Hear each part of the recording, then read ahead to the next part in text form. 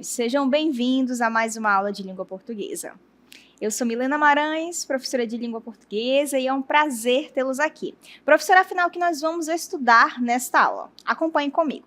Temos aí o nosso objeto de conhecimento, conhecimento amplo de vocabulário e utilização de recursos linguísticos e multissemióticos na articulação de parágrafos, orações e períodos. Nosso detalhamento, análise dos sentidos na tessitura do texto e uso de palavras ou expressões para ampliação de sentidos e uso crítico da língua nas diferentes linguagens e práticas artísticas, corporais e verbais nos distintos campos de atuação social e nas diversas mídias. Então, gente, vamos à nossa aula?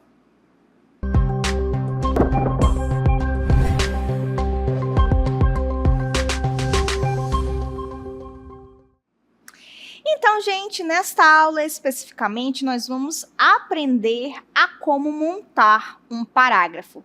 Parece algo difícil quando a gente olha, por exemplo, este parágrafo. Meu Deus, como eu monto uma parte do texto, né? Porque se a gente pensar nos parágrafos, são partes que vão compor o texto. Então, o texto como um todo apresenta uma introdução, depois apresenta um desenvolvimento e, por fim, uma conclusão. Se for uma redação, por exemplo, para o Enem, geralmente os candidatos colocam junto com a proposta, na verdade, com a conclusão, a proposta de intervenção, que é justamente você trazer uma solução para o problema que foi apresentado lá no desenvolvimento, ok? Então, essa é a composição do texto como um todo. Só que quando a gente vai pensar em cada parte do texto, que são os parágrafos, a gente também vai ter um início, um meio e um fim, ou seja, vai ter uma introdução do parágrafo, vai ter um desenvolvimento e vai ter uma conclusão, ok? Então, a gente vai ler este parágrafo aqui para entender como funciona de fato. Então, a gente vai fazer a leitura e depois vai voltar para fazermos as análises, tá bom? Então, acompanhem comigo. A plena formação acadêmica dos deficientes auditivos, uma parcela das pessoas com deficiência, PCD, é um direito assegurado no recém-aprovado Estatuto da Pessoa com Deficiência de 2015, também conhecido como Lei da Acessibilidade. Então, perceba que este é o início do parágrafo. Eu estou apresentando aí que os surdos têm o quê? O direito, né? Eles têm um direito assegurado que é justamente de plena formação acadêmica.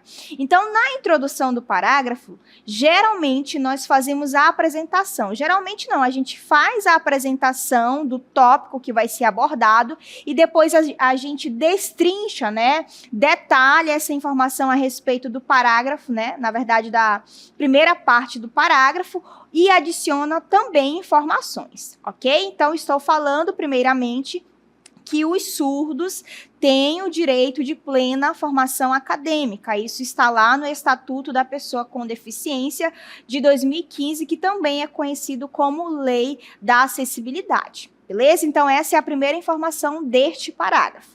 Vou continuar. Além de um direito legalmente garantido, a educação para esse grupo social é sociologicamente, continuando, analisada como essencial para a sociedade tolerante e inclusiva. Então, veja, eu falei que ter a plena formação é um direito e agora eu estou mostrando as justificativas de por que precisa haver esse direito. Veja que eu estou detalhando a informação sobre o direito. Então, quando a gente pensa em sociedade, se eu dou esse direito a alguém que precisa ter o direito, por exemplo, eu estou tornando aí a sociedade tolerante e inclusiva. Não só eu que sou ouvinte preciso ter a plena formação acadêmica, mas também a pessoa que é surda, por exemplo, ela também precisa dessa formação acadêmica. Então, agora eu estou detalhando a informação aí desse direito, ok? Continuando. Entretanto, observa-se o desrespeito a essa garantia devido ao preconceito, muitas vezes manifestado pela violência simbólica e a insuficiência estrutural educacional brasileira. Então, eu falo que os surdos, né, têm esse direito, Contudo, existe uma negativa lá do outro lado. Qual é a negativa? Que essa garantia, na prática, não acontece, e ela não acontece por dois motivos. Primeiro, nós temos a questão do preconceito, que é uma violência simbólica. O que significa isso? Não existe aquela violência física ali e tudo mais, só que por meio das minhas atitudes, por meio das minhas palavras, eu mostro, por exemplo, um preconceito. Eu estou sendo violenta neste sentido, ok? E não somente isso, eu tenho também a questão da insuficiência estrutural educacional brasileira, ou seja, a educação brasileira, o sistema educacional brasileiro não tem dado o suporte, os mecanismos, as ferramentas suficientes para que esse estudo permaneça na escola e tenha a plena formação acadêmica, ok? Então, veja que agora eu trouxe outras informações para mostrar que esse direito na prática não acontece. Então, veja, eu mostrei a informação, depois eu detalhei a informação e fui detalhando até o final, fechando aí o porquê esse direito na prática não acontece, ok? Então, eu quero que vocês acompanhem comigo agora o conceito de parágrafo. Afinal, o que é parágrafo? De acordo com Otton Garcia, parágrafo é uma unidade de composição constituída por um ou mais de um período em que se desenvolve determinada ideia central ou nuclear, a que se agregam outras secundárias intimamente relacionadas pelo sentido e logicamente decorrentes dela. Então, em palavras simples, o que é o parágrafo? O parágrafo é uma estrutura, é um bloco, digamos assim, que apresenta uma ideia central. E foi o que vocês acabaram de ver. Nós estamos ali vendo a ideia central, que é a questão do direito da plena formação acadêmica. Essa é a ideia central. Se eu perguntar a você do que o parágrafo estava falando, aí você vai me responder da plena formação acadêmica como um direito. Essa é a ideia central nuclear, beleza? E aí, junto a isso, eu tenho as ideias secundárias, as que se agregam, né? Elas apresentam aí sentido ainda, que vão estar relacionados, esses sentidos, à ideia principal. Então, a gente foi detalhando a questão do direito, dessa plena formação acadêmica e como, na prática, ela não acontece. Então, realmente, o que nós acabamos de ver lá no parágrafo está relacionado com o que eu estou apresentando aqui, que é o conceito de parágrafo, beleza? Vejamos outro exemplo aí. O bem-estar de uma pessoa não depende apenas do aspecto psicológico e emocional, mas também de condições fundamentais, como saúde física, apoio social, condições de vida. Além dos aspectos individuais, a saúde mental é também determinada pelos aspectos sociais, ambientais e econômicos. Então, pausa. Do que o parágrafo está falando? Se a gente prestar bastante atenção, a gente está falando da saúde mental. Então, esta é a ideia central neste parágrafo, ok? E aí eu começo, ó, o bem-estar de uma pessoa não depende apenas do aspecto psicológico e emocional, então eu estou falando de bem-estar, certo? Mas também de condições fundamentais, como saúde física, apoio social, condições de vida, além dos aspectos individuais, a saúde mental é também determinada pelos aspectos sociais, ambientais e econômicos. Então, eu estou falando de bem-estar, né? Essa é a ideia central, que está relacionada à saúde mental, mas não somente à saúde mental, à saúde física. Então, vamos só recapitular aqui. Qual é a ideia central? O bem-estar do indivíduo. E aí eu estou detalhando como esse bem-estar acontece. Primeiramente pela saúde mental e depois pela saúde física. Perceba aí que eu estou trabalhando o conceito do Otton Garcia, que é o quê? Eu tenho uma ideia nuclear e depois eu tenho ideias secundárias que estão aí entrelaçadas a essa ideia principal, ok? Agora eu quero que vocês acompanhem comigo um vídeo que vai explicar melhor como é essa ideia do parágrafo, como é esse início, como é esse meio, como é esse fim. Eu gosto de fazer a relação com o roteiro de viagem, por exemplo, que a gente entende melhor. Quero que vocês acompanhem comigo. Então, gente, quando vocês vão pensar na construção de um parágrafo, vocês precisam lembrar que o parágrafo tem um início, tem um meio e tem um fim. O início eu chamo de introdução, beleza? Já o meio do parágrafo eu chamo de desenvolvimento. E o fim do parágrafo eu chamo de conclusão. Então, eu preciso ter esse passo a passo na construção de um parágrafo, beleza? Então, nós temos que pensar que o parágrafo é semelhante a um roteiro de viagem. Então, agora eu quero que vocês acompanhem comigo uma viagem. Vamos lá.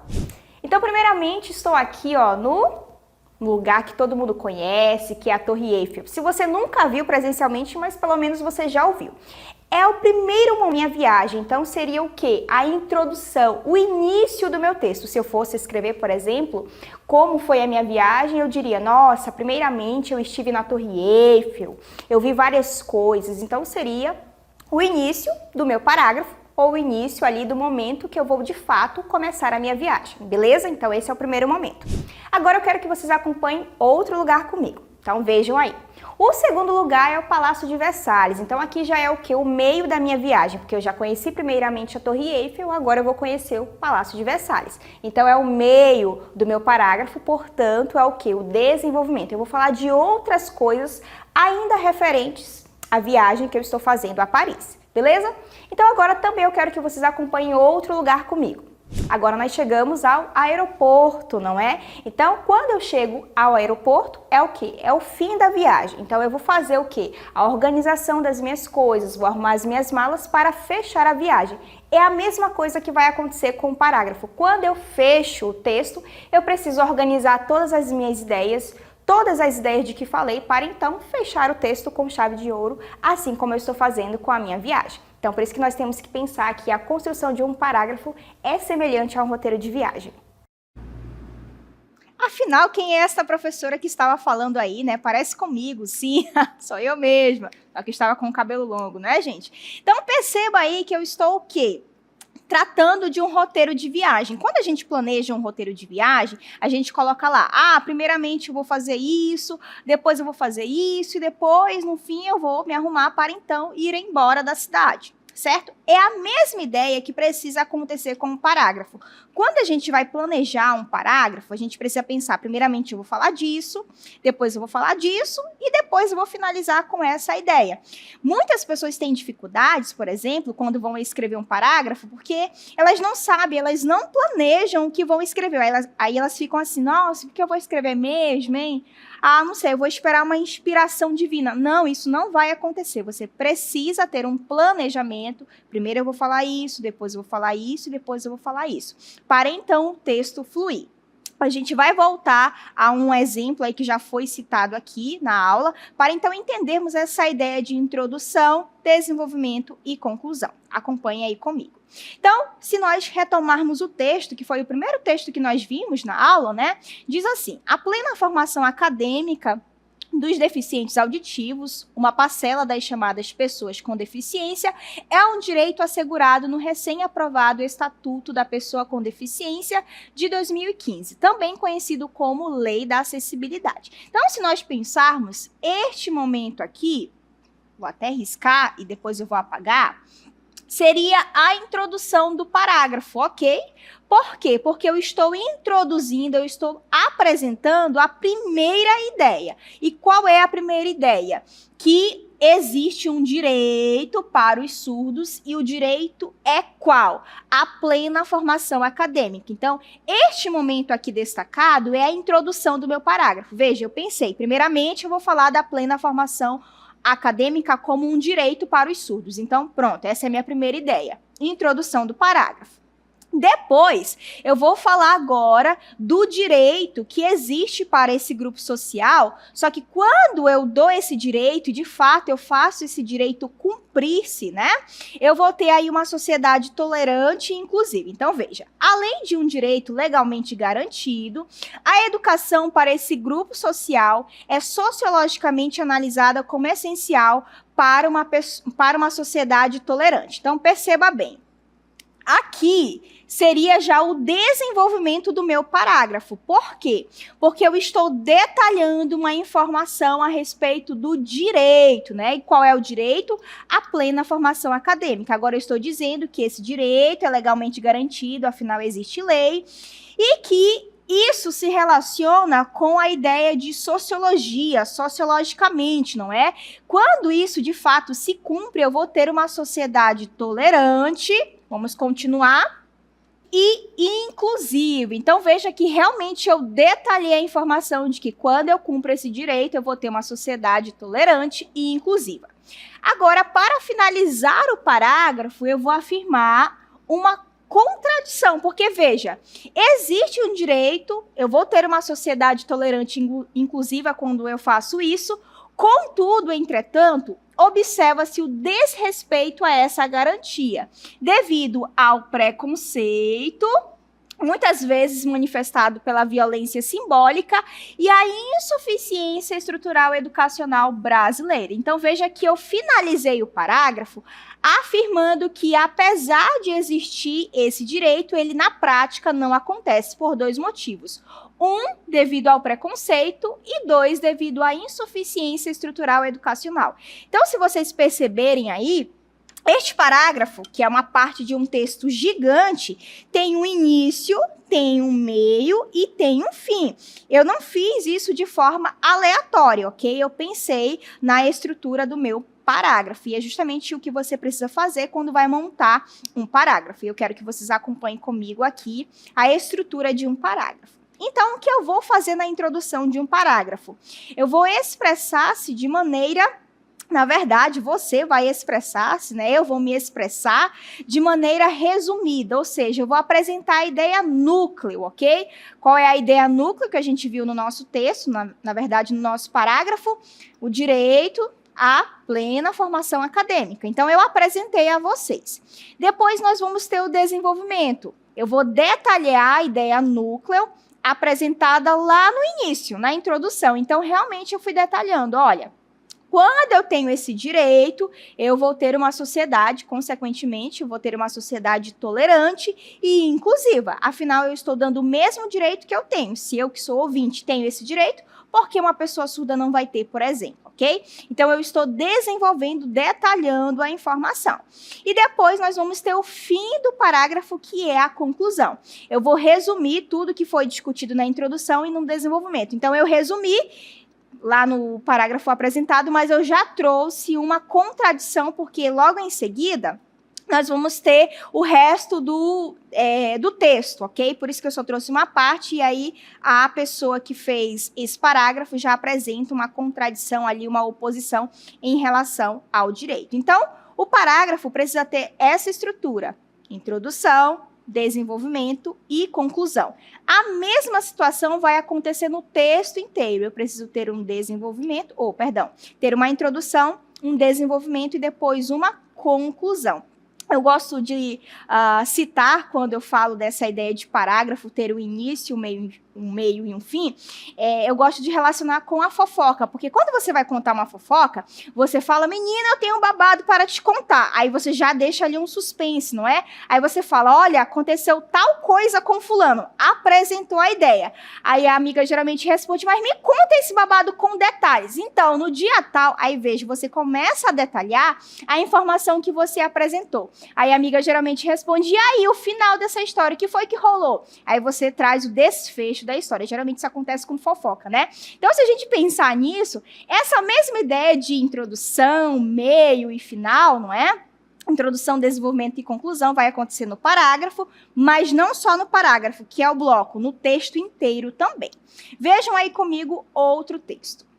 Em primeira análise, o descaso estatal com a formação educacional de deficientes auditivos mostra-se como um dos desafios à consolidação dessa formação. Então, veja, eu estou apresentando a primeira ideia, né, que é a ideia núcleo. Qual é a ideia núcleo? O descaso estatal com quem? Com a formação educacional de deficientes auditivos. Então, essa é a minha ideia central, é a introdução do meu parágrafo. Repito, qual é a ideia central? O descaso estatal com a formação educacional de deficientes auditivos. Então, eu apresentei a minha ideia. Agora, eu vou continuar, eu vou detalhar essa informação. Isso porque poucos recursos são destinados pelo Estado à construção de escolas especializadas na educação de pessoas surdas, bem como a capacitação de profissionais para atenderem às necessidades especiais desses alunos. Pausa. Por que existe o descaso estatal, que foi a minha ideia apresentada aí, a minha ideia central? Porque poucos recursos são destinados pelo Estado à construção de escolas. Em palavras simples, o Estado, segundo o autor do texto, o Estado, agora eu estou falando como se eu fosse o Estado, tá? Eu não envio dinheiro, né? Eu não envio recursos, enfim, que possam construir a escola aí, mas a escola especializada, ok? Na educação de pessoas surdas. Eu estou detalhando a informação do descaso. Bem como a capacitação de profissionais para atender às necessidades especiais desses alunos. Então, além de faltar os recursos, né? Além de faltarem, na verdade, os recursos, não ter aí esses recursos para a construção da escola, eu também tenho a capacitação de profissionais em falta. Eu não capacito esses profissionais para que eles possam atender esses alunos. Então, são duas problemáticas que se relacionam ao descaso estatal. Continuando, ademais, poucas escolas são adeptas do uso de Libras, segunda língua oficial do Brasil. Então, olha a informação aqui, se você não sabia, lá na nossa lei máxima, né? A nossa segunda língua oficial aí é a Libras, para quem não sabe, tá bom? Agora eu vou continuar detalhando essa informação. Perceba que agora eu estou falando que poucas escolas são adeptas do uso de Libras. Então, também é uma problemática em relação a não ter essa questão aí da educação plena, da educação formal para surdos, a qual é primordial para a inclusão de alunos surdos em instituições de ensino. Dessa forma, a negligência do Estado ao investir minimamente na educação de pessoas especiais dificulta a universalização desse direito social tão importante. Então, eu falei depois que as escolas não são adeptas, né, da língua aí brasileira de sinais, que é a Libras, e aí eu finalizo o parágrafo, tanto que eu trago um conectivo de conclusão, dessa forma, eu vou reafirmar tudo o que eu disse. A negligência do Estado ao investir minimamente na educação de pessoas, lembra lá que eu falei do descaso estatal, que o Estado não investe, nem nas escolas, nem nos profissionais, então eu estou reafirmando. A negligência do Estado ao investir minimamente na educação de pessoas especiais, dificulta a universalização desse direito, ou seja, esse direito não se espalha. Inclusive, quando eu falo de universalizar, é uma das metas lá do Plano Nacional de Educação. Outra situação que não tem a ver com a construção do parágrafo, mas que vale citar aqui, é que hoje não se usa mais a nomenclatura pessoas especiais, são pessoas surdas mesmo, ok? Esse texto é de 2018, então existem algumas desatualizações aí, tá bom? Então veja que eu trouxe aí a ideia central, depois eu detalhei essa ideia central e eu reafirmei tudo aquilo que eu disse. Se a gente pensar lá na construção do parágrafo, né, realmente a introdução apresenta a ideia núcleo, depois eu detalho e depois eu reafirmo tudo que eu falei para então eu partir para o próximo parágrafo, ok? Mas, professora, como que eu vou montar esse parágrafo? Você falou aí do parágrafo, eu já entendi, mas como que eu posso montar? Como eu posso começar esse parágrafo? Nós temos o primeiro momento aqui, na verdade, um dos tipos, né, um dos modos de começar, que é a declaração inicial. Eu vou ler e depois eu vou explicar para vocês. O descaso estatal com a formação educacional de deficientes auditivos mostra-se como um dos desafios à consolidação dessa forma. O que é a declaração inicial? É uma afirmação que eu faço sobre determinado assunto. Então, eu posso dizer assim: existe negligência em relação à educação para surdos. Eu estou afirmando que eu sei, eu tenho uma ideia sobre a educação para surdos, eu afirmo isso. Eu faço uma declaração sobre isso. E aí, se eu digo, existe negligência por parte do Estado em relação à educação para surdos. Mas por quê? Aí eu começo a detalhar o parágrafo, está vendo? Então, eu afirmo algo e depois eu mostro o que eu afirmei. Por que eu afirmei isso, não é? E aqui, no caso, eu estou afirmando: o descaso estatal com a formação educacional de deficientes auditivos mostra-se como um dos desafios à consolidação dessa formação. Então, eu estou dizendo que o Estado, ao dizer assim, estou nem aí, em palavras simples, seria o descaso estatal, se torna aí um desafio para que essa educação de fato aconteça, se consolide, ok? Então, eu fiz uma declaração e, claro, que depois, quando eu continuasse o parágrafo, eu ia detalhar o porquê essa situação do descaso é um desafio para a consolidação da formação aí, ok? Vamos ver o próximo? Definição. Políticas públicas são, em resumo, as medidas tomadas pelo governo para proteger o direito das pessoas, ajudar ou prestar serviços. Então, imagine que o tema seja sobre políticas públicas para surdos, por exemplo. Eu posso definir o que são políticas públicas e depois eu posso dizer, entretanto, no Brasil percebe-se que as políticas públicas não são empregadas de maneira adequada e blá, blá, blá, ok? Então, o que é a definição? É quando eu realmente defino o que é, eu digo o que é o tema, eu conceituo o que é o tema e depois eu detalho, né, a informação. Então, definição é quando eu trago esse conceito. Eu digo o que é a ideia ali apresentada, o tema, e depois eu vou mostrando as nuances, as situações que estão em torno do tema, beleza? Vamos para o próximo, que é a enumeração. Então, em primeiro lugar, cabe pontuar que as instituições de ensino apresentam, em sua maioria, um sistema pouco inclusivo. Em segundo lugar, assim por diante. Então, quando eu faço uma enumeração dentro do texto, não é? Eu posso começar enumerando de fato. Em primeiro lugar, aí eu apresento o primeiro problema. Cabe pontuar que as instituições de ensino apresentam, em sua maioria, um sistema pouco inclusivo. Mas por que existe esse sistema pouco inclusivo? Aí eu vou detalhar a informação, eu vou desenvolver a informação. Aí quando eu for passar para o próximo parágrafo, eu vou dizer, em segundo lugar, mostro a outra situação e detalho a outra situação. Então, a enumeração é uma forma também de você montar parágrafos, tá bom? Vamos para a próxima, que é causa e consequência. Acompanhe aí comigo. Devido à grande diversidade de povos tradicionais no Brasil, houve em cada um deles a criação de um conjunto de conhecimentos, pensamentos, filosofias e linguagens distintas, passadas pelas gerações, ditando e mantendo vivo o modo de vida que caracteriza identitariamente cada grupo. Professora, você falou muita informação e eu não entendi nada. Calma. O que é causa e consequência? Eu mostro o motivo, eu mostro uma problemática e depois eu mostro o que resultou dessa problemática. Qual foi a consequência dessa situação? Então, quando eu digo aí, porque a grande diversidade de povos, devido à grande diversidade de povos tradicionais no Brasil, qual é a consequência? Houve em cada um deles a criação de um conjunto de conhecimentos, pensamentos, filosofias e linguagens distintas, passado pelas gerações, ditando e mantendo vivo o modo de vida que caracteriza identitariamente cada grupo. Então, existe a diversidade. Qual foi a consequência? Tudo isso daí, a criação de todos esses conjuntos, ok?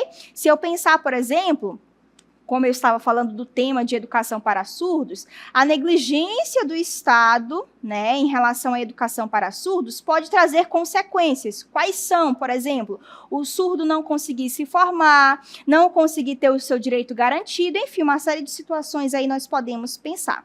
Causa e consequência também é uma forma de manter, na verdade, de construir um parágrafo, ok? Gente, eu sei que foi muita informação, eu espero que eu tenha ajudado você aí do outro lado a entender como se monta um parágrafo e eu fico por aqui.